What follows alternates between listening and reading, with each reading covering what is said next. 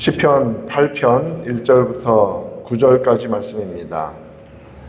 시편 8편은 다윗이 우리는 시인이라고 보통 말을 하지 않습니까?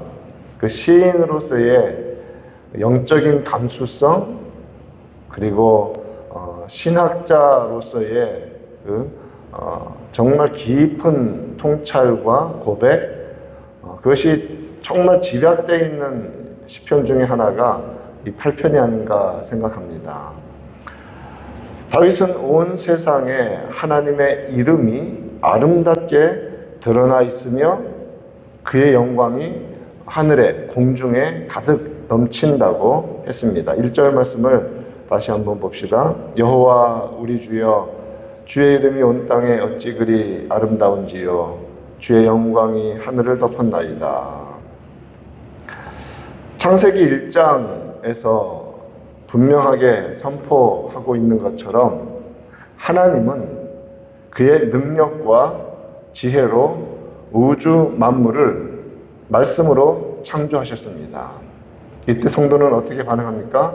아멘이죠. 엄청난 선언입니다.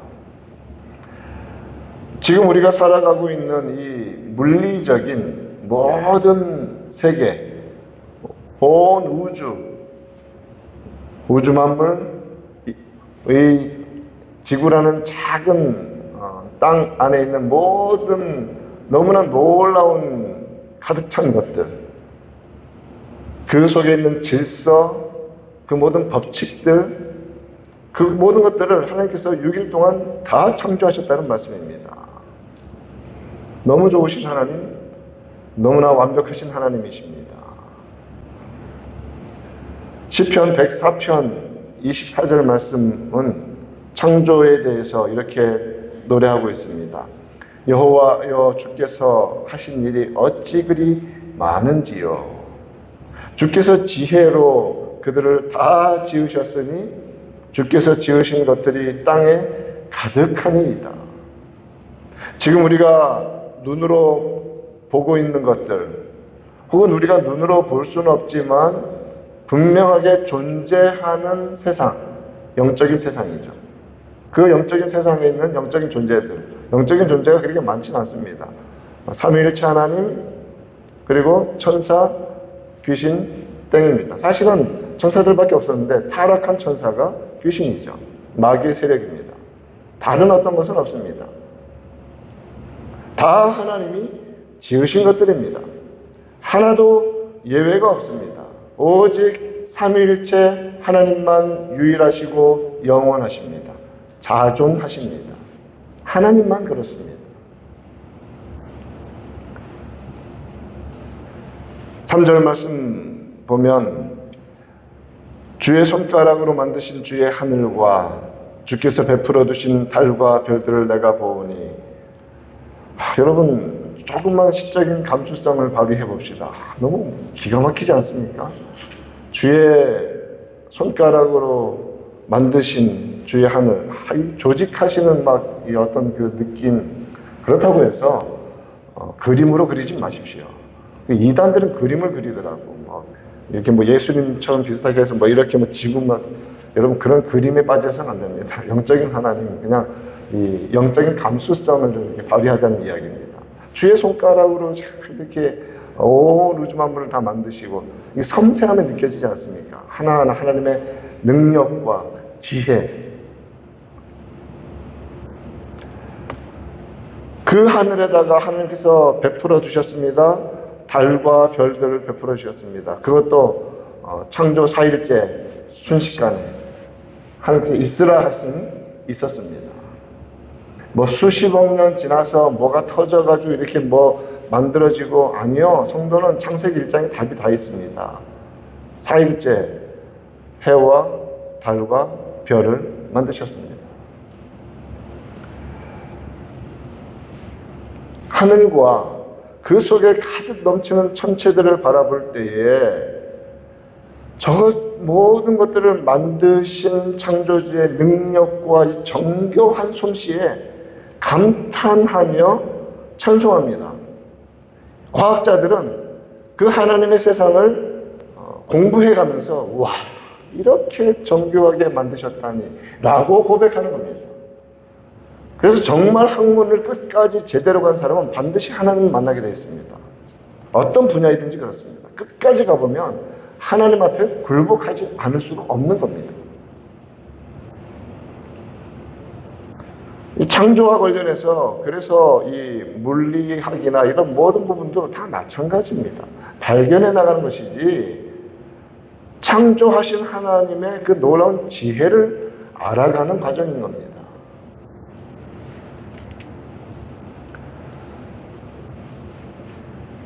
다윗과 마찬가지로 바울 역시도 성령의 감동을 받아서 로마서를 기록할 때 조금 이제 측면은 다르죠.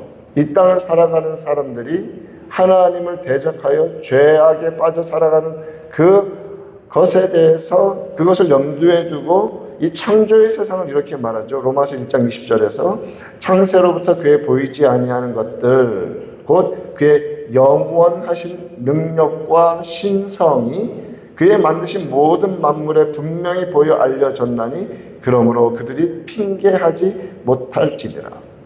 이 땅을 살아가고 있는 인생들은 이 어마어마한 우주 만물을 바라보면서 이것을 지으신 하나님의 놀라우신 신성, 능력 여기에 대해서 어느 누구도 거부할 수 없다는 것입니다.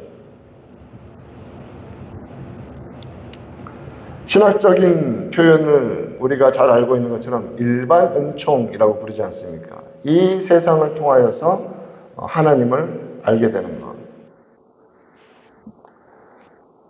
하나님의 은혜는 이 자연 속에 완벽하고 충만하게 나타나 있습니다. 인간의 죄로 말미암아 노아의 홍수 때 한번 뒤집어져 가지고 지금 이렇게 척박한 환경이 된 것이지 완전한 자연 세계를 만드셨거든요. 죄가 들어오기 전에 죄로 말미암아 이 대지가 이 땅이 이 모든 것들이 인간을 리지스트하는 이런 세상으로 변한 것이지 처음 만드신 그 놀라운 세상은 완벽했습니다. 그리고 우리 주님 다시 오시면 여러분 새 하늘과 새 땅이 이루어집니다. 정말 더 이상 죄가 존재하지 않고 우리가 죄악으로 말미암아 세상과 이 우리를 거부하는 이 땅과 더 이상 싸우지 않아도 되는 이 어마어마한 완전한 영원한 새 하늘과 새 땅이 기다리고 있습니다. 언제요? 우리 주님 다시 오실 때.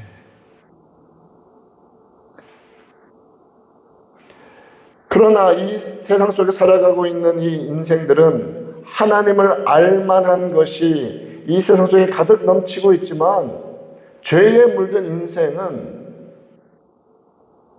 어두움을 더 좋아합니다. 죄를 더 좋아합니다. 하나님을 안 좋아합니다. 그래서 이 하나님의 이름이 아름답게 가득한 세상 속에 살면서도 하나님께 감사하기는커녕 하나님을 반역하며 살아가고 있는 것입니다. 죄는 그런 겁니다. 하나님의 세상, 하나님이 주인인 세상, 하나님에 의해 만들어진 존재인데 하나님을 대적하는 그게 죄입니다.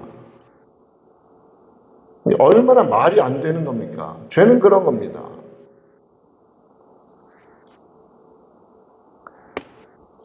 하나님을 영화롭게 하지도 아니하고 감사하지도 아니하고 로마서에서 계속 말씀하신 것처럼 생각이 허망하여지고 미련한 마음이 어두워졌습니다. 자, 그렇다면 이제 우리는 예수를 믿는 자가 되었습니다. 그런데 우리의 환경은 지금 로마서에서 말하는 여전히 그런 환경입니다. 하나님을 안 믿는 사람들이 대다수인 세상. 그러면 성도는 어떻게 살아가야 합니까? 이 일반 은총 속에서 우리는 창조주 하나님께 온전한 감사와 참된 신앙의 고백으로 나아가야 할 줄 압니다. 여러분, 예수 믿어 천국 갈 때까지 이 세상은 악한 것이고 아닙니다. 그런 이원론에 빠져서는 안 됩니다. 이 세상은 아버지의 땅입니다. 이 세상은 우리의 땅입니다. 우리를 위해 만들어주신 세상입니다. 비록 죄로 말미암아 살아가는 것이 좀 퍽퍽하지만 그러나 이 세상은 하나님의 땅이고 우리는 이 땅이 어디에서부터 왔으며 어떻게 시작이 되었으며 무엇을 위해서 했는지 다 알기 때문에 이 땅은 감사의 땅인 것입니다. 여러분, 생존의 환경을 감사하는 우리가 되기를 간절히 바랍니다. 감사합시다.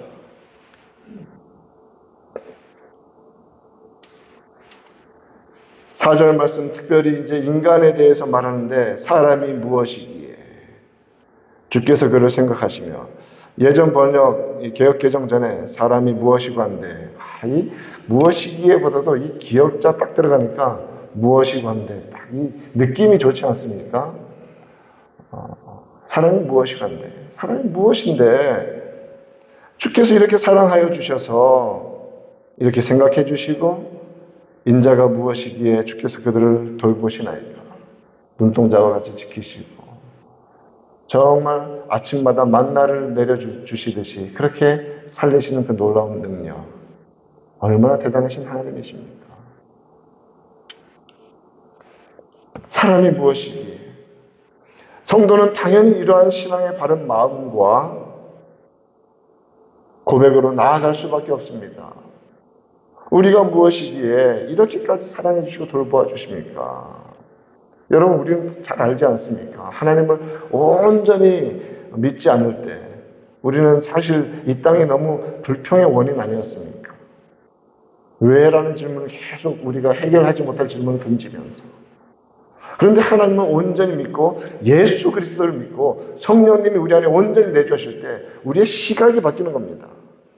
이 땅은 아버지의 땅. 내가 누구이기에, 내가 무엇이기에 이토록 사랑해 주십니까?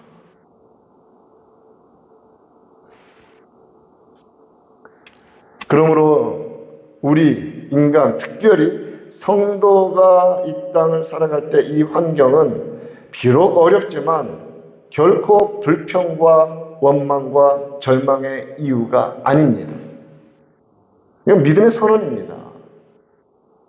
이것은 믿음의 선언입니다. 이 땅에서부터 하나님의 능력을 경험하고 그의 놀라운 지혜를 눈으로 목격하며 누리며 감사해야 합니다. 인간의 위치는 무엇입니까? 5절 말씀 보면 그를 하나님보다 조금 못하게 하시고 영화와 존귀로 관을 씌우셨나이다. 인간의 존재론적 위치는 바로 이것입니다.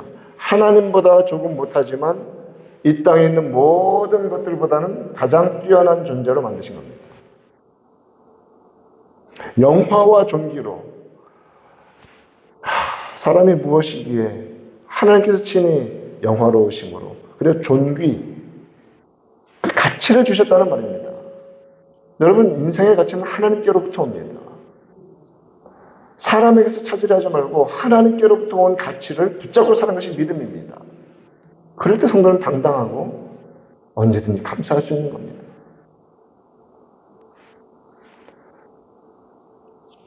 창세기 1장 26절에서 하나님께서 창조 6일째 우리의 형상을 따라 우리의 모양대로, 물론 여기서 말하는 형상과 모양이라는 것은 인간의 언어로 이렇게 이미지나 라이크니스 이런 표현을 썼지만 하나님의 성품이라는 뜻입니다. 여러분, 온 우주 만물 속에 인간만이 하나님의 성품을 조금 공유하고 있습니다. 그래서 진리를 추구하고, 그래서 서로 사랑하고, 우리의 형상을 따라 우리의 모양대로 우리가 사람을 만들고, 우리라고 왜 자꾸 반복하실까요? 창세기 1장부터 엘로힘, 엘이라는 단수인 하나님이라는 단수를 사용하죠. 엘로힘, 복수를 형을 사용하고 우리가 사람을 창조하자. 삼위일체 하나님에 대한 분명한 선언은 처음부터 우리에게 알려주신 겁니다. 우리의 형상을 따라. 아버지의 형상, 아들의 형상, 성령님의 형상이 우리 안에 있습니다. 뭐 뻔한 이야기지만 한번 제가 물어보겠습니다. 믿으십니까? 저는 가장 기본적이고 기초적인 진리가 선포될 때 항상 묻는 게 있습니다. 믿으십니까? 여기서부터 믿음의 기초를 다져가야 합니다. 여기서부터 천천히. 그들로 바다의 물고기와 하늘의 새와 가축과 온 땅에 기는 모든 것을 다스리게 하자. 그러면서 성경은 계속해서 말씀하십니다. 하나님이 자기 형상과 모양대로 사람을 만드시되 남자와 여자로 만드시고. 그래서 분명히 말씀해 주십니다. 인간으로 하여금 세상에 충만하며 모든 것을 정복하고 다스리게 하셨습니다. 마음껏 살아라. 내가 너희들을 위해서 만들어진 정원이다. 마음껏 살아라. 땅에 충만해라. 잘 관리해라. 정복이란 단어는 그냥 막 무력으로 억압하는 것이 아니라 잘 관리한다는 말입니다. 얼마나 좋으신 하나님이십니까? 하나님은 주인이십니다. 창조주이십니다. 자, 그럼 인간은 무엇입니까? 만들어진 존재인데 모든 것을 다스릴 권한을 가진 거죠. 지금 시대로 말해봅시다. 소유주가 있어요. 오너가 있어요. 어떤 기업의 오너가 있어요. 어떤 사람을 하이어했습니다. 그리고 모든 권한을 주었습니다. 잘 관리하라고. 그 사람 이름을 뭐라고 부릅니까? 매니저라고 부르죠. 인간은 제너럴 매니저로 만들어진 겁니다. 제너럴 매니저. 매니저가 모든 권한을 가지고 있지만 항상 기억해야 할 것이 하나 있죠. 무엇입니까? 나는 주인이 아니라 매니저다. 그거 기억해야 돼요. 인간은 이걸 기억해야 합니다. 하나님이 계신다. 나를 만드신 분이 계신다. 나에게 맡기신 것이다. 그걸 결코 잊어서는 안 됩니다. 그게 믿음입니다. 그리고 주인의 마음에 합하게 그것을 관리하는 것이죠. 주인의 뜻에 따라. 하나님보다 조금 못하지만 영화와 존귀로 관을 씌우신 자가 인간입니다. 그래서 6절 말씀에 주의 손으로 만드신 것을 다스리게 하시고 만물을 그의 발 아래 두셨으니 이렇게 말씀하십니다. 시편의 이 모든 말씀들, 특별히 이 8편에서 하는 우선적인 의미는 만물의 영장으로 인간을 만드셨음에 대해서 선언합니다. 자, 그리고 그 세상을 모든 만물을 공중의 새, 바다의 물고기, 바닷길에 다니는 모든 것들을 소와 양과 들짐승들 다 다스리려고 하시는데 그런데 8편을 하면서 우리가 잊지 말아야 할 것이 있습니다. 무엇이냐면 5절 말씀을 한번 봅시다. 같이 한번 읽어보겠습니다. 시작. 그를 하나님보다 조금 못하게 하시고 영화와 존귀로 관을 씌우셨나이다. 이렇게 되어 있죠. 그를 그다음에 하나님보다 이렇게 했는데 하나님 앞에 작은 글씨가 대부분 관주 성경은 다 있습니다. 숫자가 있죠. 몇 번 있습니까? 1번에 써 있죠.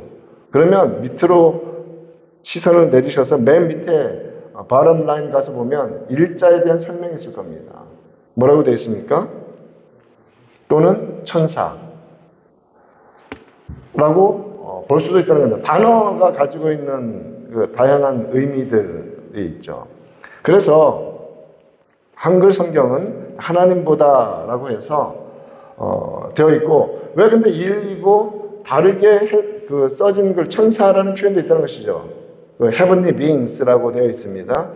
왜 이렇게 됐냐면 70인역, 즉 70명의 학자가 히브리어로 된 구약 성경을 헬라어로 바꾼 것이 70인역이라고 말합니다. 셉주아긴트라고 말하는데 거기에서는 여기 천사라고 표현되어 있습니다. 그런데 이것은 다른 것이 아니라 1차적인 의미와 영적인 의미와 또 예언의 의미라는 이 모든 부분에서 볼 때는 완벽한 내용들입니다. 왜냐하면 이 번역도 틀린 것이 아니라는 것을 히브리서 신약 성경에서 알려주고 있기 때문에 그렇습니다. 히브리서 2장 6절부터 8절 말씀에 이 내용이 들어있습니다.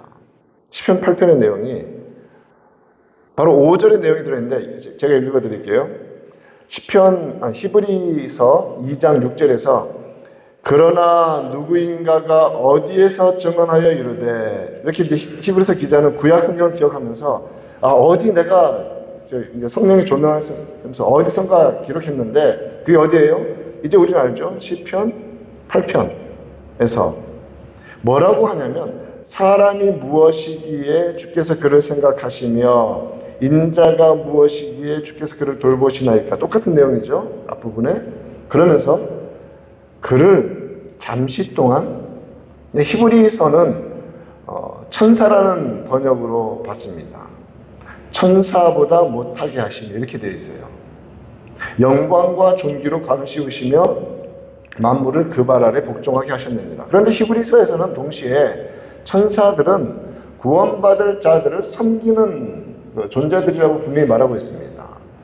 여러분, 지금 우리가 이제 물리적인 세상 속에 있으니까 천사들은 영적인 존재들이니까 육신적인 고통을 안 당하니까 천사가 훨씬 더 막 우월한 존재인 것처럼 느껴지지만, 물론 그런 부분에서 우리는 제약이 많습니다.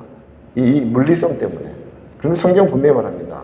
천사들은 끝까지 섬기는 영입니다. 자, 우리는 누굽니까? 하나님의 누굽니까? 하나님의 자녀입니다. 종이 높습니까? 자녀가 높습니까? 비교가 안 되죠. 섬기는 영이라는 의미가 바로 그런 의미예요. 여러분, 그러니까 삼위일체 하나님을 섬기는 것 외에 다른 어떤 존재, 천사들일지라도 숭배하지 마십시오. 그건 이단이고 죄입니다. 그래서 캐톨릭에서 막 형상 만들어 놓고 천사 모양, 무슨 성인 숭배, 이게 다 죄입니다. 우상 숭배예요. 성경은 그렇게 하지 말라고 합니다. 성경에서도 보면 요한계시록에서 이렇게 예언을 전해주는 천사에게 엎드려 하지 마라. 나도 섬기는 영이다. 절대로 하나님 외에 다른 것에 머리 숙이지 마십시오. 그것이 무엇이라도. 자, 그렇다면 히브리서 2장 6절에서 8절은 왜 이 말씀을 하셨는가? 바로 히브리서 2장은 예수님에 대한 이야기를 하고 있어요. 그래서 8편이 1차적으로는 우리가 살아가는 이 물리적인 세상 속에서 우리의 위치를 말해주는 것이지만, 예언의 의미에서 볼 때 2차적인 의미에서 누구를 위해서 하나님께서 다윗을 통하여 기록하게 하셨냐면 바로 예수 그리스도의 오심을 알리는 겁니다. 근데 예수님은 어떤 분이신가? 창조주세요. 이 모든 것을 만들어주신 시편 8편에서 노래하는 영원하신 하나님이십니다. 근데 히브리서에서 가서 보면 그 하나님이, 그 성자 하나님께서, 말씀이신 하나님께서 잠시 동안 천사보다 못한 존재처럼 이 땅 가운데 오신 거죠. 그래서 안 먹으면 배고프고 쉬지 않으면 피곤한 그런 육신을 가지고 이 땅의 생애를 사신 겁니다. 무엇을 위해서? 우리처럼 되기 위해서. 그래서 우리의 죄를 대신해서 죽으시기 위해서 오신 것입니다. 그래서 히브리서에서는 천사보다 잠시 못하게 하신 분이시지만, 그러나 승천하셔서 영광과 존귀로 관을 쓰신 분이 바로 승천하신 지금 살아계신 우리 구주 예수 그리스도이심을 선언하고 있는 것입니다. 놀랍지 않습니까? 기쁘지 않습니까? 너무 좋지 않습니까? 이 세상은 그런 세상입니다. 우리는 그런 축복된 삶을 살고 있습니다.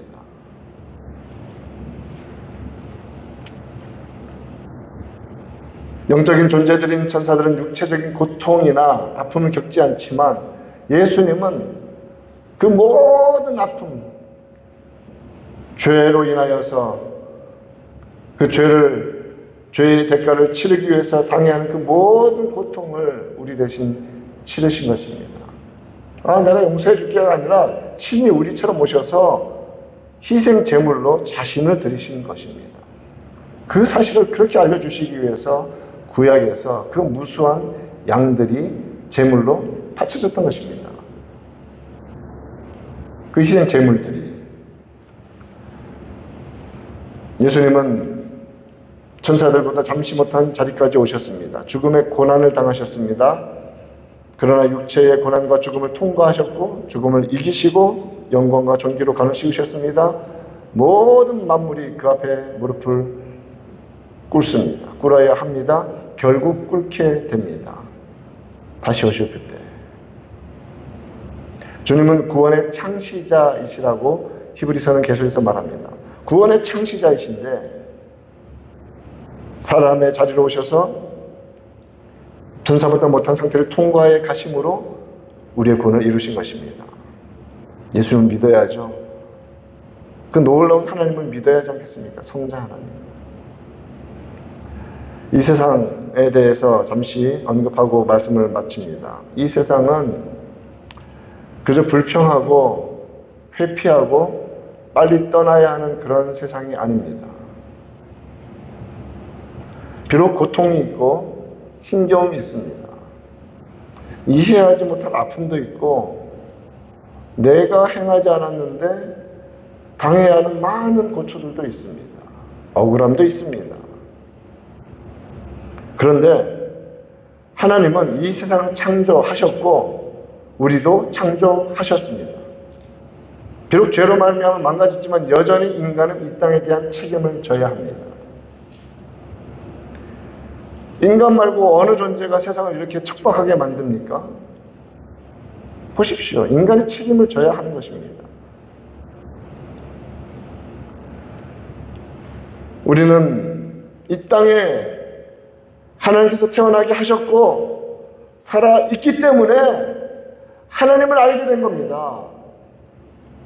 우리의 이 존재함은 우연히 고통스럽게 던져진 것이 아니라 하나님의 놀라운 섭리 가운데 허락된 은혜인 줄 믿습니다. 삶에 대한 시각을 우리는 믿음 안에서 바꿔갈 수 있는 겁니다. 바뀌어져야 합니다. 세상을 이원론적으로 바라보아서는 안 됩니다. 그래야 이 땅 가운데 우리가 전도해야 할 이유가 분명하고 이 땅에 믿는 자이든 안 믿는 자이든 불쌍한 영혼들을 위해서 교회가 복음으로 섬기는 일들이 그래야 가능하지 않습니까? 시선을 바꿔야 합니다. 시각을 바꿔야 합니다. 이 땅은 아버지의 땅입니다. 그러기 때문에 고난과 낙심이 올 때 시편 기자가 눈을 들어 산을 보라 나의 도움이 어디서 오나 이렇게 말하지 않습니까? 왜요? 한번 둘러보라는 거예요. 온 우주 만물을 보면서 이게 누구의 작품인가? 이 질문은 자신에게도 던져야죠. 너는 누구의 작품인가? 만물을 지으신 우리를 지으신 하나님을 바라보는 우리가 되기를 바랍니다. 또한 이 땅에 인간으로 오신 창조주 하나님, 성자 하나님, 예수 그리스도의 구원의 은혜를 감사하십시다. 우리는 두 번 태어나지 않았습니까? 이 땅을 누리도록 태어났고 영생을 누리도록 또 태어났습니다. 생명을 두 번 받은 자는 정말 복된 자입니다. 우리는 두 번 받았습니다. 영원한 생명까지 받았습니다. 누구 안에서? 예수님 안에서. 잠시 천사보다 못한 자리까지 오셔서 구원을 주신 예수님 안에서. 그 모든 일들이 일어난 자리가 어디입니까? 바로 여기입니다. Right here. 그래서 생명은 귀한 것이고 가치 있는 것이고 살만한 것입니다. 비록 힘들지만 힘든 건 힘든 거고 가치는 가치인 겁니다. 은혜의 땅에서 구원의 축복을 더욱더 누리며 살아가는 우리 모든 성도들 그리고 우리 헌스빌 한인 장로교회 되기를 우리 구주 예수님의 이름으로 축원드립니다.